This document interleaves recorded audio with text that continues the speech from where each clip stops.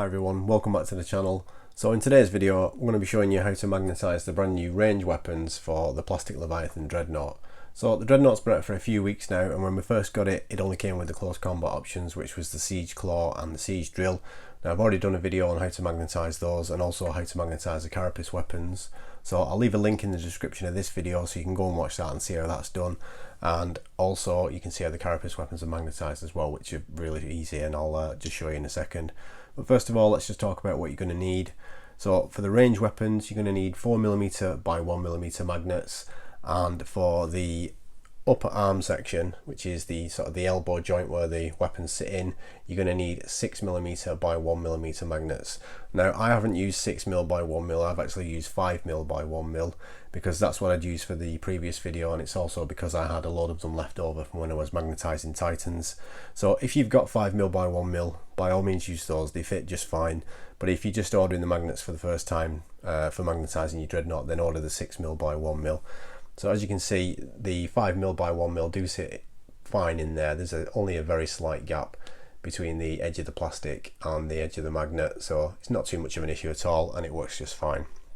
So as I said, I've already done a video on how to magnetise this and how to magnetise the Carapace weapons.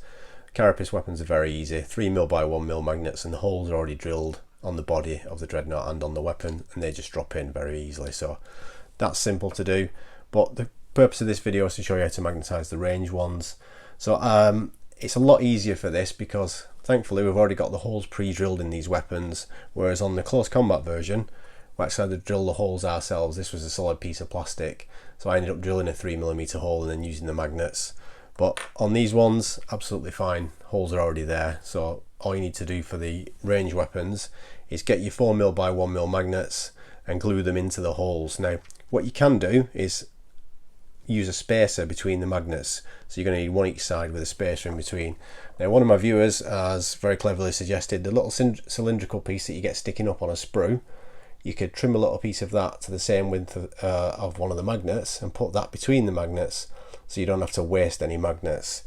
I've trimmed one there so you can see it as an example, but because I'm a bit lazy and I didn't want to be messing about on the video trying to get this little piece of plastic in there, I've actually used 3 magnets. So it's £4.10 for a pack of those magnets from Amazon, so it works out for a pack of 50, it's less than 10p per magnet. So you can see that it's actually 3 magnets, just under 3 magnets deep for the width. So what I did is I just put super glue in the hole. I made sure my polarities were correct, and the way I did that was by taking an existing weapon, make sure I had the front of it, and then I got the ranged weapon, took 3 magnets, put it on the end of a file, put some super glue in the hole, and then just slid them into place. Now I've let the glue dry just for the purpose of making this video, otherwise they're going to be pinging off and flying everywhere, because you know what magnets are like. So if you've not already assembled your Dreadnought, this is the elbow piece where the other magnets are going to go, and what you're going to need is obviously your magnets and your Dreadnought. You're going to need some super glue, a pen, and a scalpel blade. So get your weapons assembled, get your magnets into your weapons, and make sure the glue's dry. Then the next thing to do, if you're going to be using an existing Dreadnought, so for example if you've got the close combat weapon and you've already built it up and magnetised the arms, then use your close combat arms to make sure you got the polarity right, and once your magnets are in, that's it, you're good to go. You can just drop it straight in and it's magnetised. That's it. However, if you're assembling your Dreadnought for the first time and you're going to be putting magnets in this side, I'm going to show you how to do that now. So get your 5mm or 6mm by 1mm magnets. They nearly went flying then when I dropped it. And then what you're going to do is get your weapon that you want to magnetise and a pen.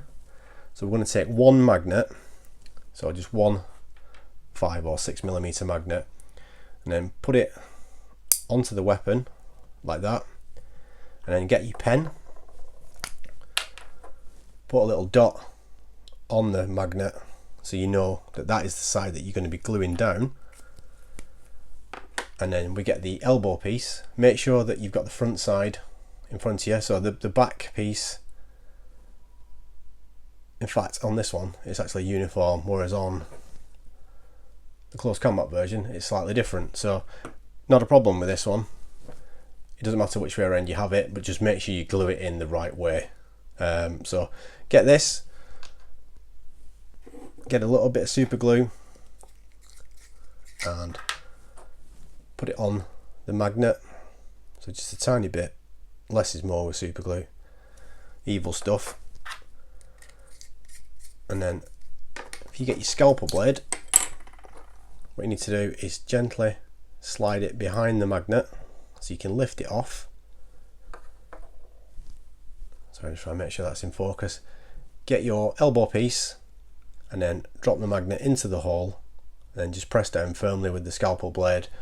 You could use anything flat, but I find the scalpel blade's easier. Just let the super glue pick up the magnet, hold it in for a couple of seconds, and then you can just gently slide the scalpel blade away. Then if you get something non-magnetic, such as the end of a brush, and just make sure that magnet is pressed in firmly and the super glue's got a chance to dry. So do one side, and then what I'd recommend you do is wait quite a while before you do the other side, because if you then immediately go and glue the other side, the magnet that you've just put in is just going to ping across and it'll go flying everywhere. So that is basically it. The vast majority of how to magnetize it is in my other video, which is probably a good place to start if you've never magnetized a Dreadnought. It was a little bit trial and error to begin with, especially because the holes weren't drilled on these arms, but they've made it much easier for the range weapons, which is an absolute godsend. So as I said, 4mm by 1mm magnets. Make sure that you get your polarities right when you're gluing them in, so you can swap the weapons between both sides. And if you want, you can use a little bit of a spacer, but I've just used 3 magnets. The one thing I would say is when you're gluing it in, make sure once you've glued it in, use another magnet to see if it'll pull away, and if it does, put a little dollop of super glue, tiny little bit, on the inner magnet, and then drop the other magnet back on top of it. Then your 3 magnets will be in there nice and solid. So mine is now magnetized, so I've got my close combat version, and I can now put on the range weapons, and I can switch them out between whichever ones I want. And when I build the other Dreadnought, I'm going to make sure I get my polarities correct, and I can switch between all the different weapons, so I can mix and match with the poses. I'm going to build the other Dreadnought with more of a static pose. So basically that is how to magnetize the Leviathan Dreadnought range weapons. Much easier now that we've got the holes drilled. And as I said, if you have magnetized here, include the weapons in place, then you may need another one of these, but you can actually magnetize in both places as well. So you could magnetize in here and then also magnetize at the top there into the upper arm section, so you can actually move them around and swap your poses as well. So that's it for this video. Hopefully you found it useful. Just be careful when you're gluing your magnets in that you get your polarities the right way. If you've already magnetized a Dreadnought and you've got the close combat arms available, then use those as a guide and make sure you get them the right way around so you can switch weapons. But that's it. As I said, hope you found it useful, and I'll be doing a video for the new Contemptor weapons very shortly as well. I've already magnetized my Contemptor that came with the big Age of Darkness box set, so I'll do another video just showing how to magnetize the rest of the weapons that came out as well, and hopefully I'll see you for that one. We've also got the Sakaran unboxing coming up next on the channel. That should be going live this weekend. But anyway, that's it for now. If you enjoyed this video, please give it a like and let me know you've enjoyed it. And if you didn't like it, just leave me a comment, let me know why. Or if you've got a better way of magnetizing these Dreadnoughts, then please put that in the comments, because I'm open to suggestions. My way is not ideal, but it does work. Anyway, that's it for now. Thank you very much for watching as always. I do appreciate it, and I will see you in the next video. Cheers.